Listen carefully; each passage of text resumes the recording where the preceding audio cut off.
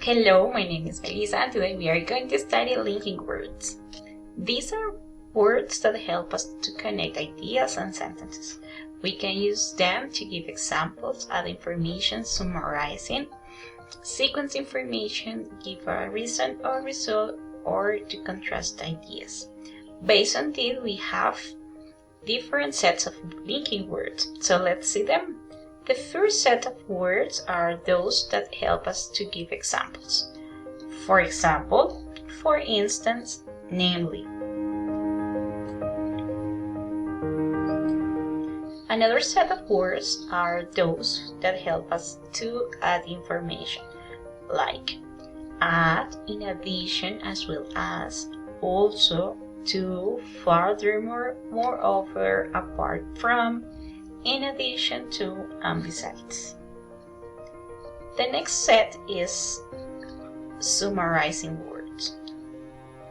We have in short, in brief, in summary, to summarize, in a nutshell, to conclude, and in conclusion.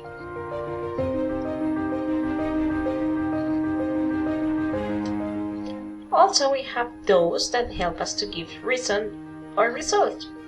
For reason, due to the fact that, owing to, or owing to the fact that, because of, since, as. For result, we have therefore, so, consequently, this means that, and as a result.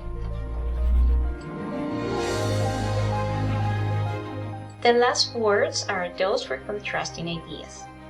For example, but, however, although, even though, despite the fact that, in spite of the fact that, nevertheless, nonetheless, while, whereas, and like, in theory, in practice.